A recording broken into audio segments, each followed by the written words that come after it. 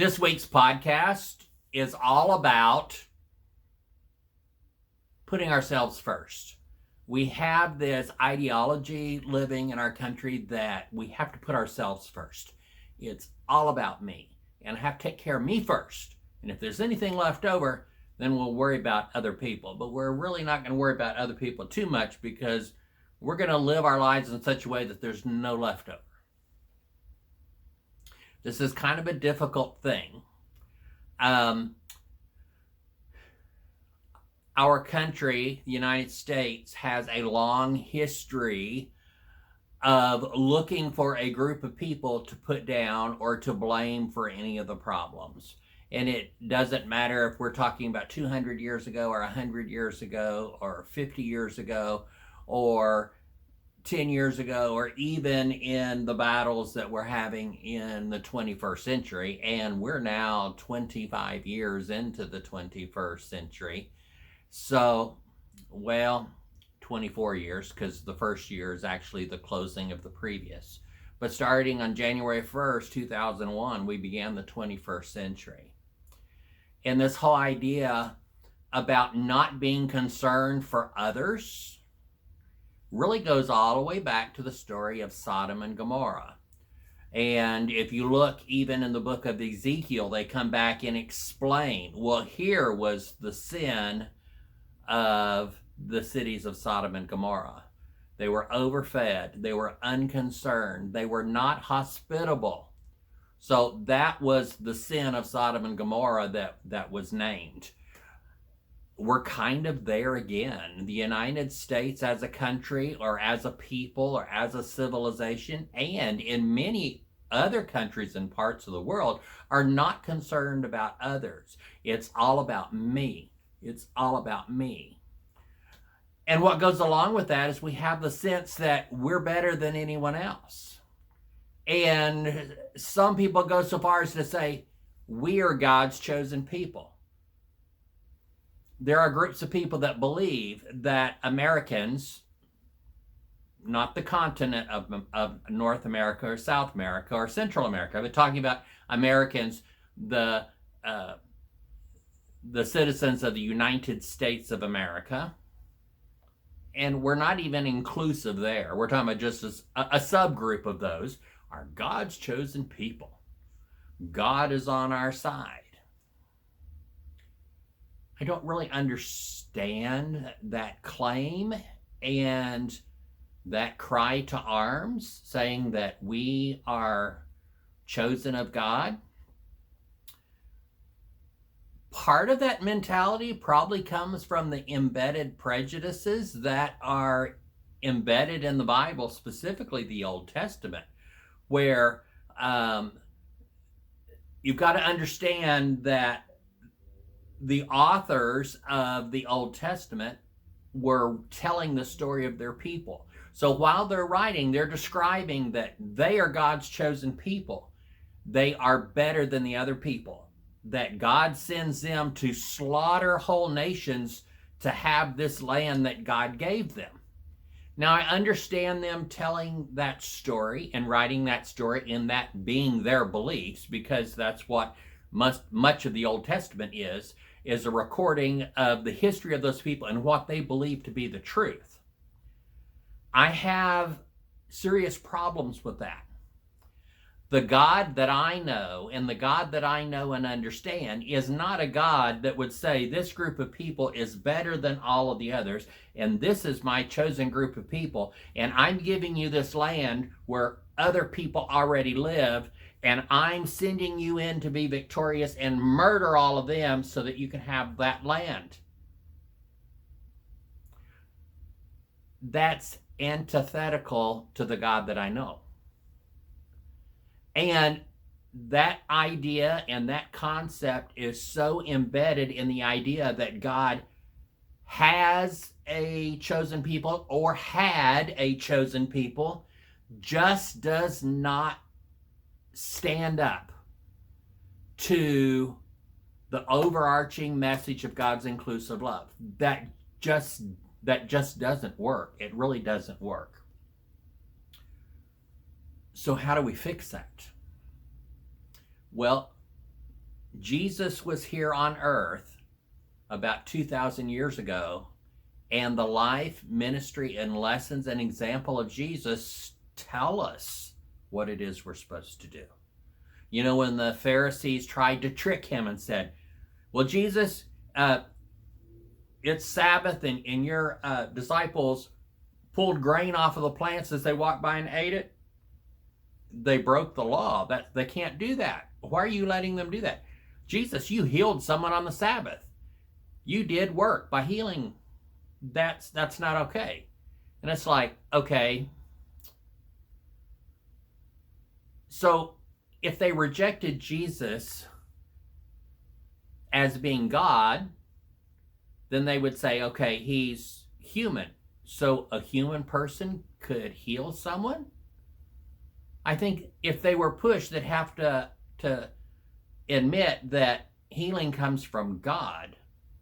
So is it God that's working on the Sabbath? Were they really telling God that God broke God's laws? It gets very complicated very, very quickly.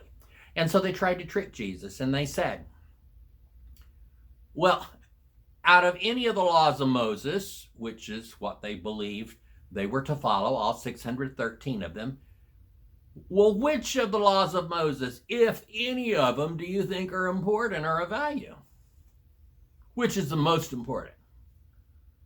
And Jesus said, love the Lord God with all your heart, soul, strength, mind, spirit, talents, all that you have.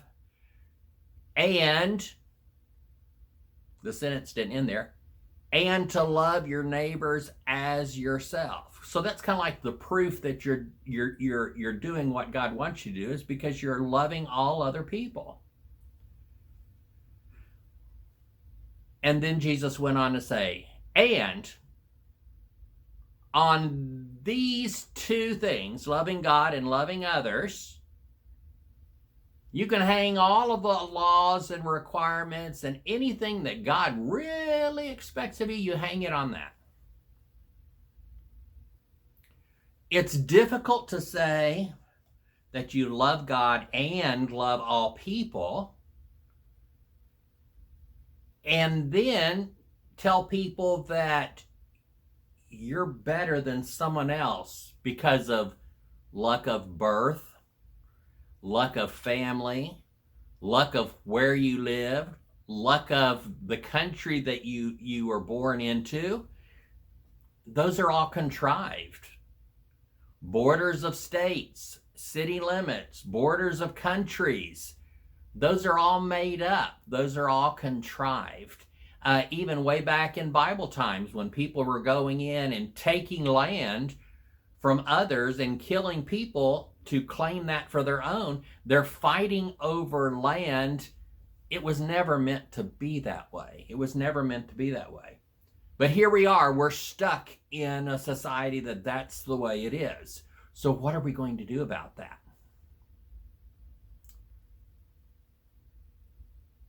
It's going to be hard to fix that, because it's at the core of civilization that we have to look out for ourselves first.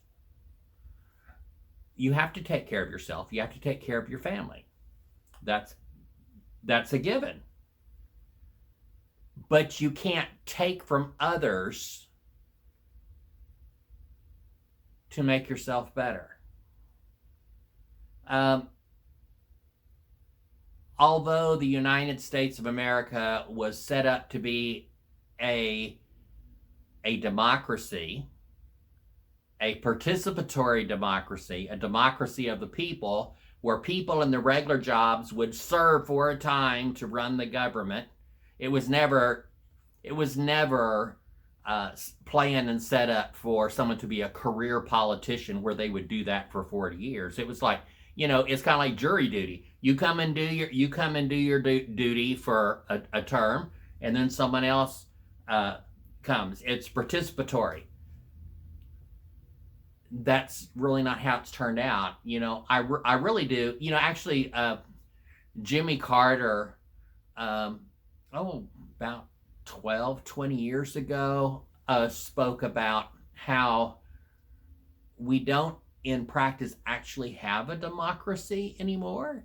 It's an oligarchy, which is where the people that are our politicians, the people in power, are the wealthy. And it works where the wealthy people make sure that wealthy people are in power. And while people are in power, that they make sure that the structures and the laws and everything is in place so that the people who remain in power will be the wealthy. And then the wealthy people make sure that wealthy people are in power. And the people in power keep making sure that the wealthy people become more and more wealthy. You see where that is? So instead of it being a democracy that's representational of the people, we have government systems and structures that are about power and money. Money buys the power. Power makes sure that the money keeps getting more money. And so we have this thin little layer at the top that has all the power and all the money. And representational democracy is lost because the power and the money is at the top. And the people with the money and the people with the power, they know that there's a large group of people that are extremely gullible. So you can lie and say anything you want to these people, play into their insecurities or play into their fear or their blame of certain groups of people for all of their problems, and talk about what you're going to do to squash or get rid of the people that they're blaming for all their problems, and then they get the support. So this whole idea about it's all about me or I'm better than anyone else is antithetical to the actual true concept of being a Christian. And actually, if you look at the roots of the other major world religions, it's also against that. Groups of people that fight and argue in the name of religion is against their religions, actually, although the embedded prejudices and the examples that are found in the Bible support that.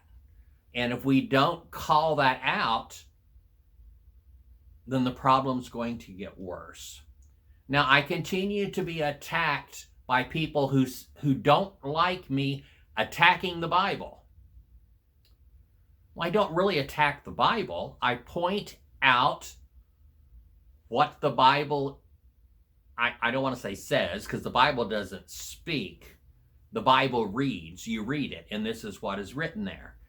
And when you're looking at a big chunk of the Bible is written by people telling about what they believed, it's okay to say, yeah, I accept this. Is this what these people believed? But they believed and did some things that were not right. And we have to call that out, or it's not going to be fixed. I can read in the Bible about the history of the Israelites and the Jews and them claiming to be God's chosen people. And I understand the stories. And I understand how things built up to the time where Jesus came. I even understand some of the things Jesus said that don't seem quite right either about, well, we're going to minister to the chosen people first and then to the Gentiles. However, Jesus revealed himself first to a Samaritan, not to the Jews. He was very inclusive and did not really separate people, although he kind of said that, but it was probably because who the people were that he was talking to. I don't know. I still have problems with that, because I still have problems saying that what Jesus said was wrong. But also, I need to know and understand that when I'm reading what Jesus said, I'm reading the words of Matthew, Mark, Luke, and John. And Matthew and John were the only ones there that saw it firsthand. Mark and Luke got their stories about Jesus and what Jesus said from the Apostle Paul. But guess what? The Apostle Paul didn't meet Jesus either. The Apostle Paul got things from Peter. So when we're reading the Gospel of Mark and the Gospel of Luke, those are not firsthand accounts. In some cases, it would be second, third, fourth-hand accounts. Peter saw it. Peter told Paul. Paul told Luke. Did Paul tell Mark? Or did Luke tell Mark? So Mark's might be farther down. You know the game you used to play as kids where you'd whisper something in someone's ear and it'd go all the way around the room, and when it got back, what they would tell what they said, and it got changed so much it wasn't even the same. So, and I'm not saying that what's written in Mark and Luke are wrong, but when I see something in the scripture where Jesus is saying, well, I came for the Jews first, but I also came for the other people, I'm not sure if I believe Jesus actually said that, because it doesn't seem to match what we know about God's inclusive love. There would not have been one group of people that were chosen. If we believe God was the creator of all people, why would some people be better than other people? That would be like saying, okay, we have all these breeds of dogs, but in God's eyes, poodles are way better than chihuahuas or German shepherds. So a poodle is what God really likes the most.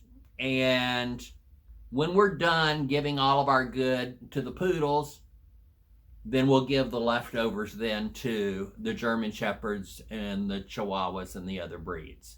See, that doesn't make sense. So I do have problems with saying that the Jews or the Israelites were of more value in God's eyes than the others. That just doesn't, that's not logical. And so I just can't go there. I can't believe that. No matter what I've been taught or no matter what tradition says, I just can't believe that. But here's the good news. Whether I'm right or wrong, that really does not impact my ability to receive the love of God and the salvation that Jesus promises. It doesn't. It's not an essential. If God really does have prejudices against some groups of people and chooses one over the other, and whether that's true or false, that has no impact on me as an individual and my relationship between me and God doing what God calls me to do. So, while I believe I'm right, this is one of those cases where if it turns out I'm wrong, that does not interfere with my ability to follow God's call in my daily life, doing the things that I know that I'm supposed to do. Okay? What is also jointly tied to this idea about me first is the idea that it's all about me because I'm the most important. We sometimes think, I'm from the state of Texas. I've lived in Texas since 1979. I was actually born in Texas, but we moved to California very soon, and then to Guam and Florida, New Jersey, Scotland, Georgia, Nevada, back to Guam, and then in 1979 moved back to Texas. So even though I was born in Texas, I didn't really live in Texas till I was 17 years old, something like that. So, in Texas, we talk about the great state of Texas. People that are generationally from Texas believe they're better than everyone else. There's a huge California versus Texas thing. It's like there's a lot of people from California that are moving to Texas, and Texas is the political climate in Texas is shifting a little bit because of that. And there are people that are in Texas that they're telling the people that, okay, you can come to Texas from California, but don't bring those California ideas with you. Okay, so there's the the competition between which is better, California or Texas. And, Texas is very strong saying that, no, we're better. I live in the Houston area. There's huge ideological battles between people from the Houston area of Texas and people from the Dallas area of Texas.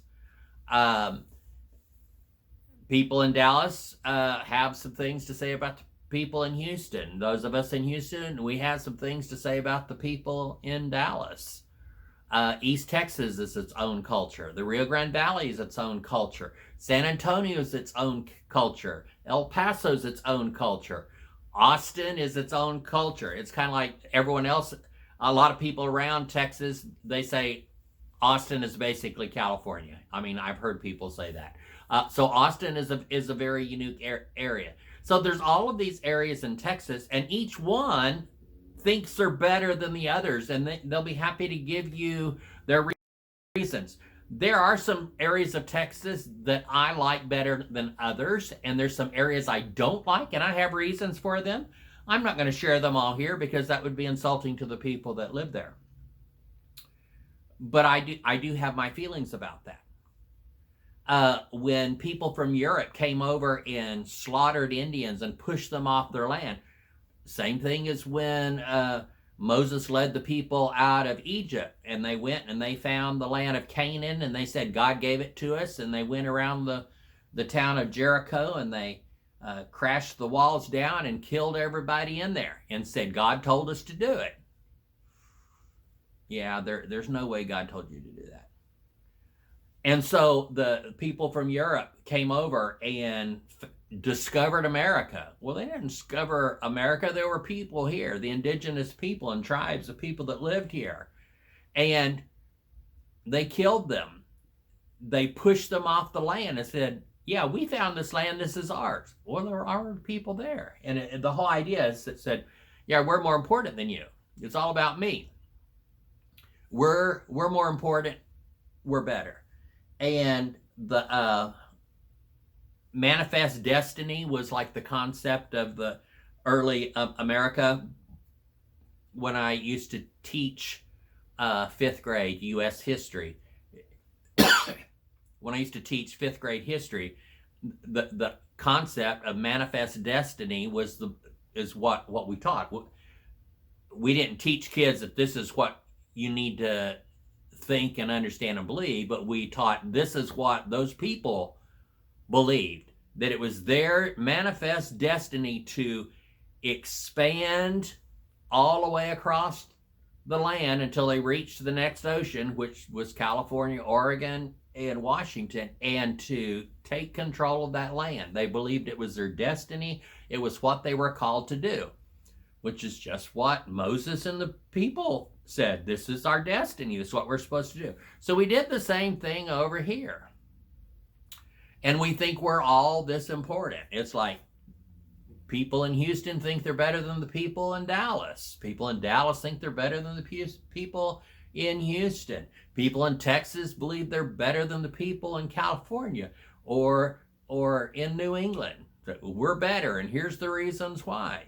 People in the United States believe they're better than the people in Canada. They think people in the United States believe they're better than the people in Mexico. They think they're better than the people from Cuba or Venezuela or from, you pick any country in the United States, will give you reasons on why we're better than they are. And because we believe we're better than they are, we believe we're more important, and what we want comes first. Democrats believe they're better than Republicans. Republicans believe they're better than the Democrats. I will say there have been many times within my life, I'm living my 7th decade, and there are times where between the Republican candidate and the Democrat candidate, there were things that I liked from each one of them. And as they presented themselves, sharing what they felt was better for America and why, and then we looked at that. The last, let's see, so let's add up the years. 4, and 4 is 8, and 8 is 16, and 8 more would be 24. So at least the last 24 years, it hasn't been that way. It's been very us against them. Not, we're together, we're one country, we're one politic, and we have different ways of accomplishing the goals. Now it's like we're in battle against each other, and that's not the way it's supposed to be. But it still goes back to the idea, it's all about me and I'm better than you. This group is better than this group. And it doesn't matter whether we're talking about Houston versus Dallas, or Texas versus California, or the United States versus Mexico, or within the United States, the conservatives versus the liberals, which I don't like those words because they're kind of contrived.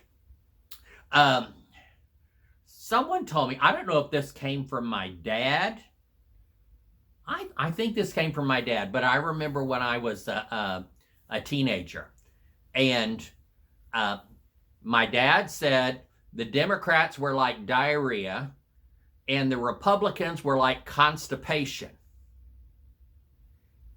Neither one of them by themselves is going to be okay, but somewhere in the middle between diarrhea and constipation, things work.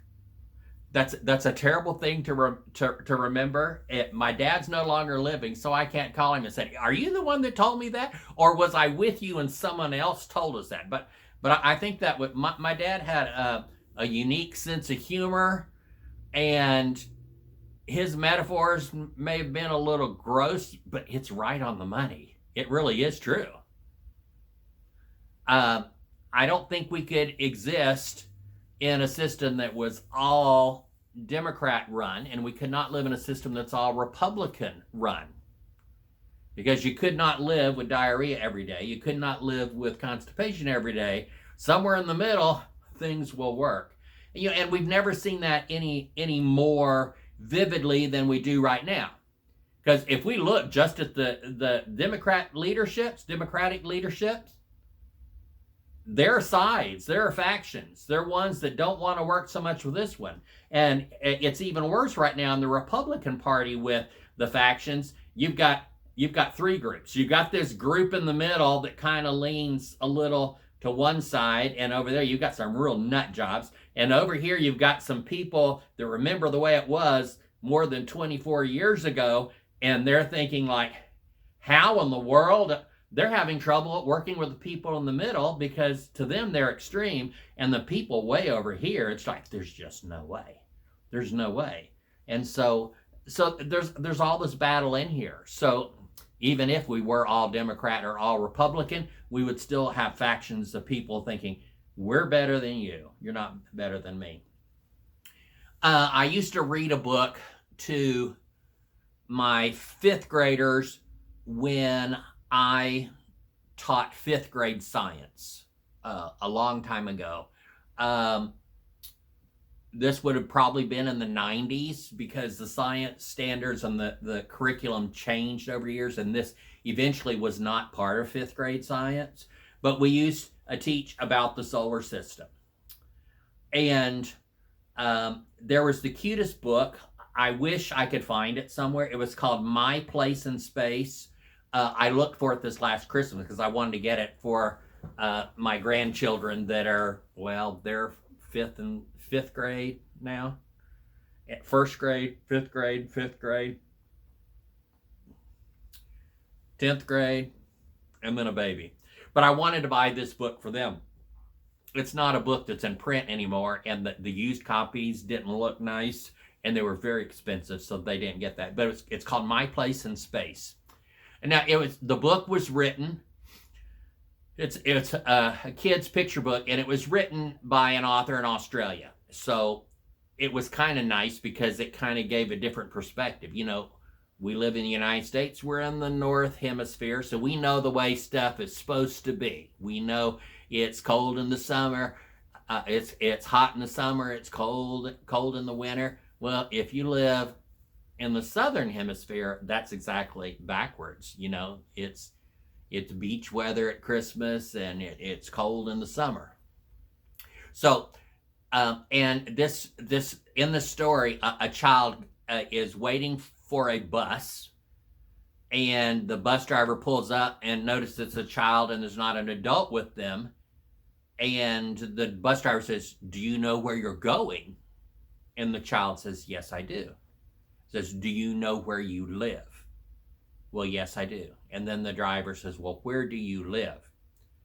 And the child proceeds to tell him. You know, we think about where we live and we're all important and we're this big, great city or this big, great country or this big part of the world. Are you in the Western world or the Eastern world? And there's battles there as well. Northern Hemisphere, Southern Hemisphere. I don't know if there are battles between Northern Hemisphere and Southern Hemisphere, who's the best.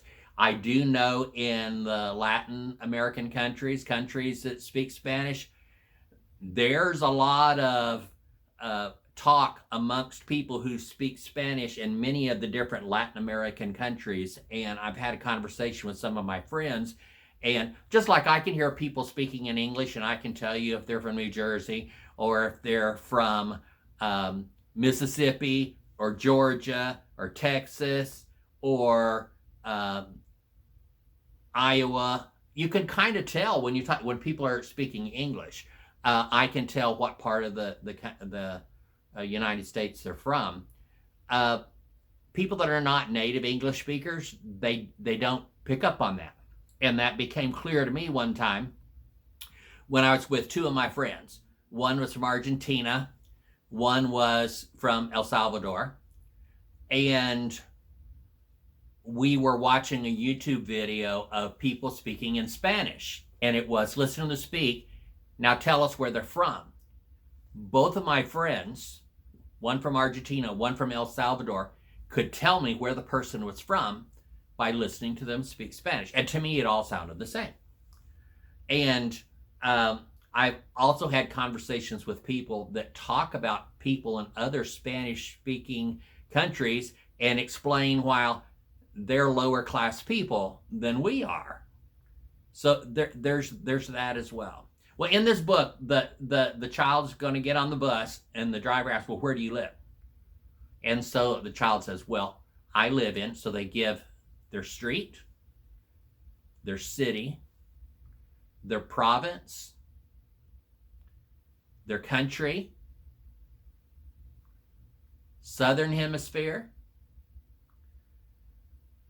planet Earth, solar system, and then it goes on to the Milky Way galaxy, our local group of galaxies, and there's many groups of galaxies together to make the Virgo supercluster, and it goes so far out there that it's kind of like, even if you look just at planet Earth, I'm not even a speck of dirt, a speck of dust, looking at the size of Earth. Well, Earth is a very, very tiny piece of just our solar system. Our solar system is almost nothing compared to everything else that's in our galaxy. Our entire galaxy is not even the biggest galaxy. It's a piece of a local group of galaxies that's part of the Virgo supercluster. And I don't have all the other things up from that, but you can keep going. And there's, no matter what group you're part of, that's a very tiny piece of a much bigger puzzle. And it goes on and on and on. And we get to the idea of there are no edges. And we, as human beings, we have very finite minds. So for us, understanding anything infinite, we can't even begin to comprehend it. We can be very intellectual and understand the difference between infinite and finite. We can explain it in words, but we truly can't understand it. So this idea about I'm more important than this person over there, or I'm more important than someone on the other side of the world, or I'm more important than someone on another planet. We can't even begin to understand what a small, unimportant piece we are into everything that is. So if we back all of that up to us saying, me first, it's all about me, and not having any concern about anyone else, and not realizing what a very, very small, minuscule, tiny, ere I say, insignificant piece we are into the grand scheme of everything that is. Culturally, we have learned to put ourselves first and to be very selfish. You know, I think babies are born being selfish. I had 3 sons, and I was very blessed. I had 3 very good boys. In a lot of their boy battles around the house, I don't recall any big things about being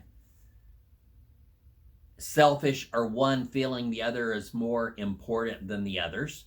They were all such very unique creatures that they all had their own place and space within my home. So I hope their feelings about that are the same as my recollections and thoughts about that are.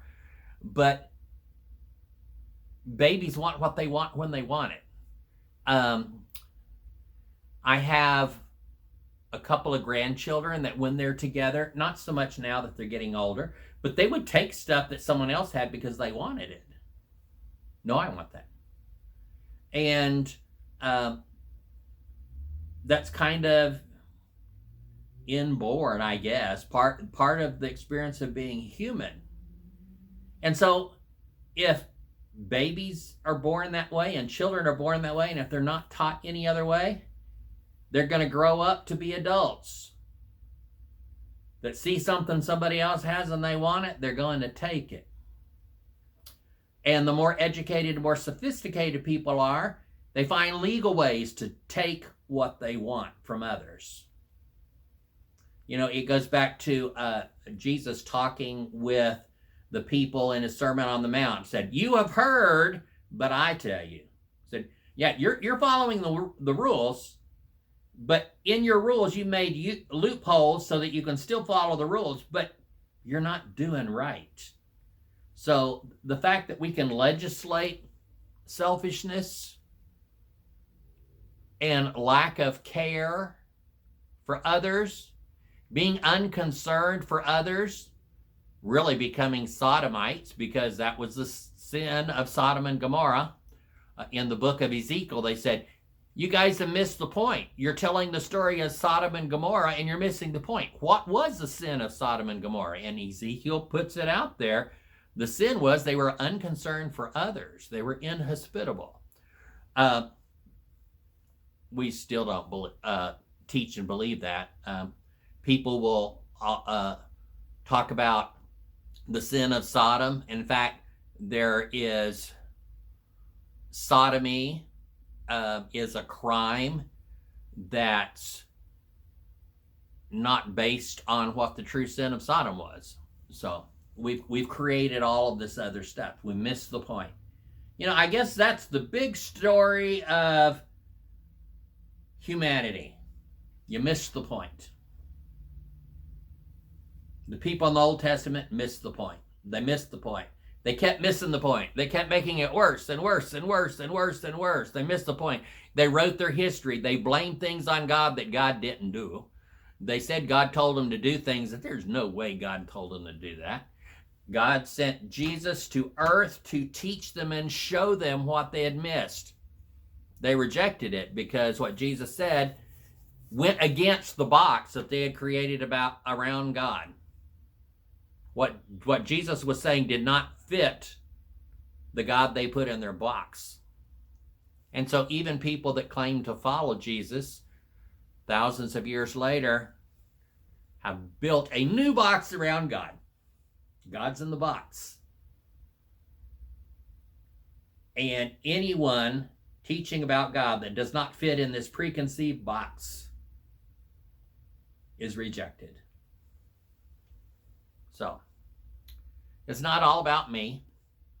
It's not all about you. It's not all about those people. It's about all of us. And together, we help everyone. If in anything we do, we're helping some while hurting others, that's the biggest clue and the biggest sign that you're way off track. Way off track. So, that's the podcast for this week. You know, I record these weeks in advance. I was going to record this yesterday, but my yesterday was rather full. A dear, sweet friend of mine died yesterday morning, and so I got a very early call from her husband. And so yesterday was spent worrying about him and his family, going and spending some time with him, actually meeting my friend's daughters that I had not met before. And what sweet ladies her daughters are. And so I didn't do any filming yesterday, but that's where my time was spent.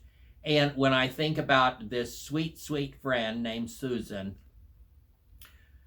one thing I know and understand is this was a woman who demonstrated God's inclusive love to everyone, no matter what. Even if I was being a little extra of myself sometimes, just having a conversation with her and just talking in generalities about some things I didn't like or something that I observed that made me unhappy, she would quietly listen.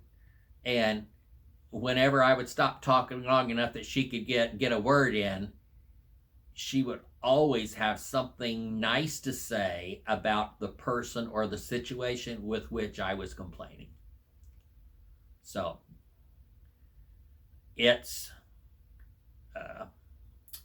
interesting that the time that I'm filming for a podcast about not making everything about yourself, and I'm recording this the day after a very special friend of mine died, who was the perfect example about not making everything about yourself. She truly was a woman who loved everybody and cared about everybody, no matter what, even the people she disagreed with, even the people that hurt her with the things that they said and did. Very loving person. That's what we're called to be. That's what we're called to be. We're not called to be Republicans. We're not called to be Democrats. We're not called to be Americans. We are not called to be Texans. We are not called to be Houstonians. We are not called to be white people. We're not called to be black people. We're not called to be immigrants. We are called to be, we're called to be, to exist, to love all people as ourselves. Jesus said, love your neighbor as yourself. And I have observed that sometimes in some families, they're not as loving of their families as they are to their neighbors or others. And we need to know and understand that your family is a subset of your neighbors. You have to love your family too. Amen. If you like this content, be sure to like, share, and subscribe to my podcast on YouTube. Thank you for watching.